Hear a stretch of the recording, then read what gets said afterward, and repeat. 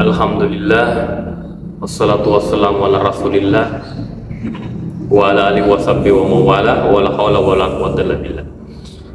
Ibu bapak sekalian, terima kasih kita masih kembali lagi bertemu di hari ini.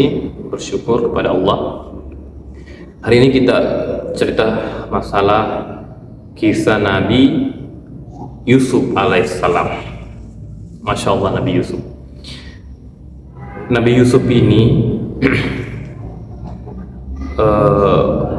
biasa kita kenal apa? Orang paling tampan.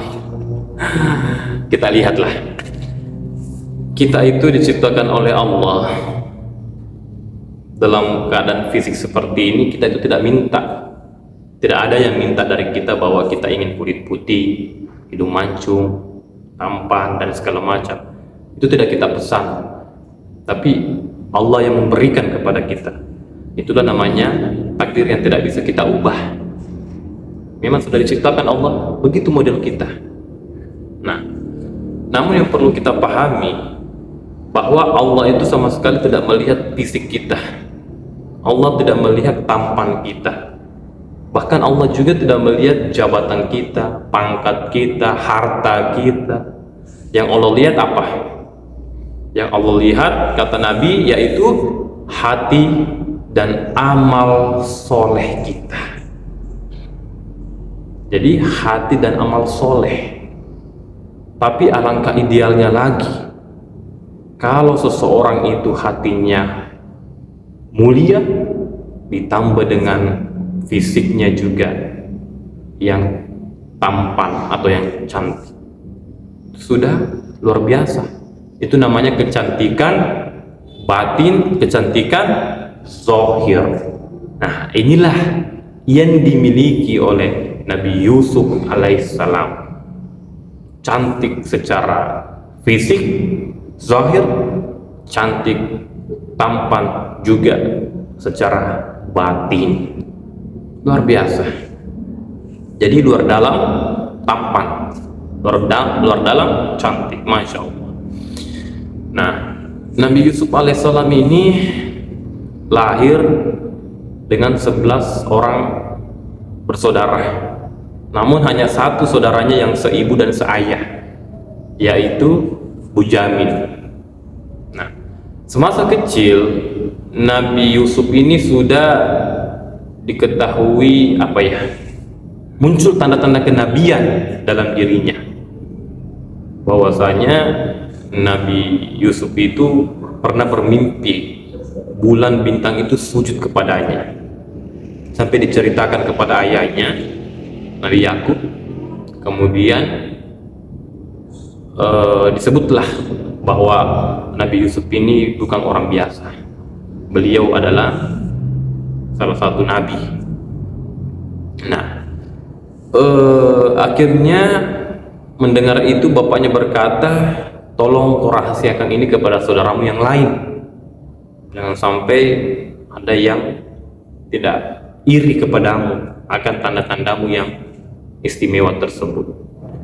Nah, namun berjalannya waktu, saudara-saudara Yusuf ini itu belum jadi Yusuf ya, masih anak-anak. Saudara-saudara pemuda Yusuf ini dia melihat ada keanehan, bahwasanya bapaknya itu lebih cenderung kepada Nabi Yusuf dibandingkan dia. Nah, itu membuat iri saudaranya. Akhirnya karena iri, dengki, dia mau asingkan tuh Nabi Yusuf dari keluarga. Nah, begitu orang kalau iri, Pak. Orang kalau iri, kalau dengki itu bahaya, membuat dirinya tersiksa dan ingin kalau nikmat orang lain itu pindah. Itu bahayanya orang iri. Nah, begitulah saudara Nabi Yusuf. Dibawa Nabi Yusuf, minta izin kepada bapaknya, Pak, kami mau bawa Yusuf jalan-jalan katanya. Tapi pas di luar, Nabi Yusuf didorong ke sumur, tenggelam tuh Nabi Yusuf. Saudaranya pulang dengan sandiwara, Pak, Nabi Yusuf meninggal dicengkram serigala, ini bajunya berdarah. Sandiwara. Akhirnya Nabi Yusuf pun di dalam sumur. Nah, ketika ada orang yang menimba, itu heran, kok berat sekali ini air. Ternyata di dalamnya ada manusia. Setelah dikasih keluar, ternyata manusia tampan, yaitu pemuda Yusuf. Tampan sekali. Orang ini berpikir nih, wah, kalau manusia segini tampannya, cantiknya, kalau saya jual di pasar, laku ini. Dia jual ke pasar. Akhirnya dijual, ada Sulaikha, Siti Sulaikha beserta suaminya ingin membeli Nabi Yusuf, ingin membeli Yusuf karena dia lihat tampan sekali. Dibelilah, karena mereka itu Sulaikha sama suaminya tidak punya anak. Dibelilah Yusuf, dijadikan angkat, dibawa ke istana, karena memang suami Sulaikha ini raja kala itu. Dibesarkanlah Nabi Yusuf. Semakin besar, menganjak remaja, makin tampan. Baru ketampanannya Masya Allah, ketika Nabi Yusuf berada dekat orang lain, maka orang lain itu auranya bisa naik, Pak. Ikut tampan dia, ikut cantik orang yang ada di sekitar Nabi Yusuf. Beda kalau sekarang kita tampan itu, begitu disandingkan dengan orang jelek, muncul jeleknya, ketara kejelekan orang. Nabi Yusuf tidak. Ketika kita berada di samping Nabi Yusuf, kita ikut tampan, kita ikut cantik. Masya Allah, kuasa Allah.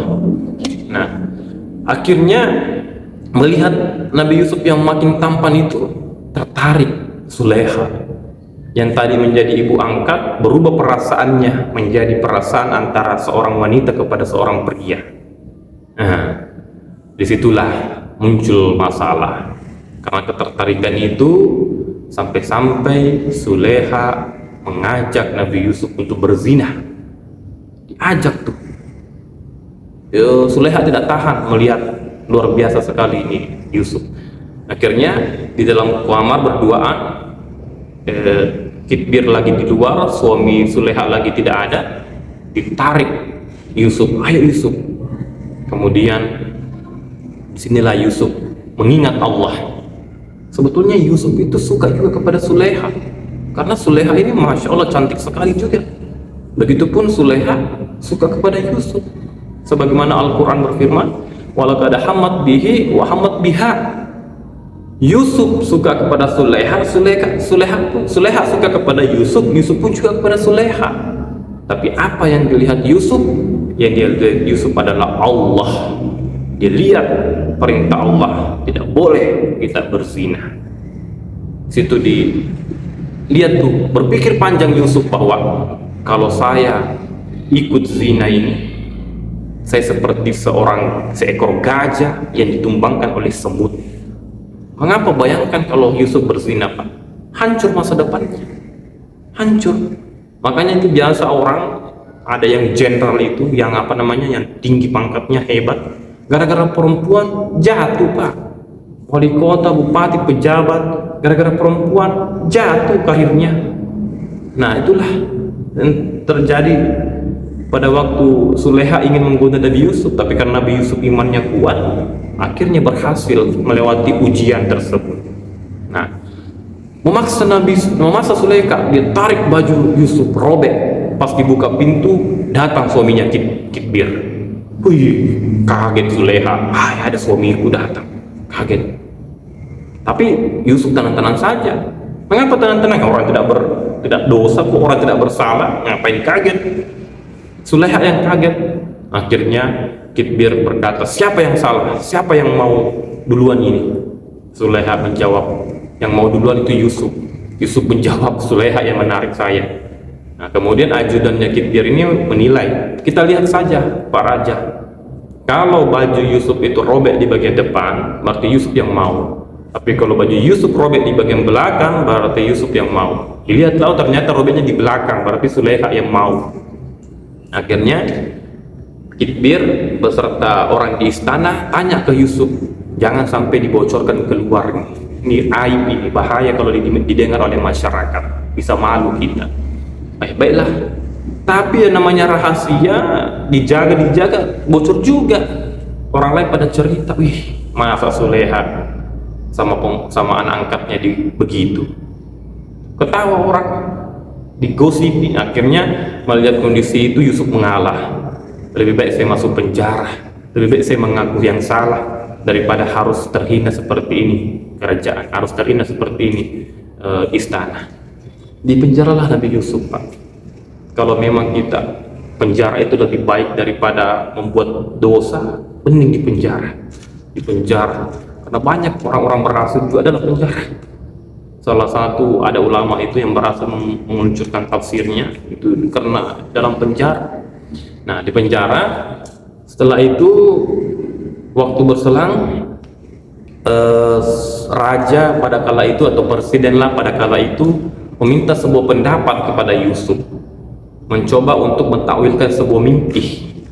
Jadi raja itu ada mimpinya, ada tujuh ekor domba memakan 7 ekor domba yang kurus. Ditakwilkan, siapa yang bisa mengertikan mimpi ini? Tidak ada. Ternyata yang bisa mentakwilkan mimpi itu cumalah Yusuf alaihissalam. Akhirnya Yusuf diminta pendapatnya. Arti daripada 7 ekor domba itu artinya negara ini akan sukses untuk 7 tahun ke depan, akan panen raya dan segala macam. Tapi akan susah di 7 tahun ke depan lagi, akan ada musim penceklik. Nah, olehnya itu kalau pada saat kita panen, kita sukses, jangan kita boros untuk menutupi masa penceklik tersebut. Itu saran daripada Nabi Yusuf. Akhirnya raja merasa Yusuf ini hebat, idenya cemerlang, luar biasa. Akhirnya diangkat jadi menteri, Pak. Keluar dari penjara jadi menteri, berkuasa, kemudian bertemu dengan Suleha. Ternyata Suleha, suaminya Kidbir, sudah meninggal. Nah, menikahlah Suleha dengan Yusuf. Nah, ini baru halal, baru boleh. Nah, setelah itu ternyata cek per cek Suleha masih perawan. Ternyata Kidbir itu tidak bisa menjalankan tugasnya sebagai suami. Ternyata, masya Allah, kuasa Allah. Nah, kemudian Yusuf menjadi menteri. Akhirnya dia bantulah masyarakat. Datang saudaranya yang dulu mendorongnya di sumur, tetap dia bantu, tidak ada rasa dendam. Inilah Yusuf, seorang rahmatan lil alamin, seorang nabi yang begitu sikapnya mulia sekali. Nah, apa yang bisa kita petik ibu bapak sekalian, bahwasanya yang harus kita pahami adalah kita utamakan nih kecantikan hati, Pak. Biar fisik tidak cantik, tapi kalau hati yang cantik, itu yang mulia di hadapan Allah. Itu yang mulia di hadapan Allah. Olehnya itu kita jaga kecantikan fisik, apalagi yang lebih utama kecantikan hati. Semoga kita bisa menjaga hati kita untuk tetap cantik dan kita mulia di mata Allah Subhanahu wa taala, karena bukan dilihat dari hartanya, jabatannya kemudian itu, tapi kemudian itu dilihat daripada hati dan amal soleh kita. Wallahu a'lam bishawab. Assalamualaikum warahmatullahi wabarakatuh.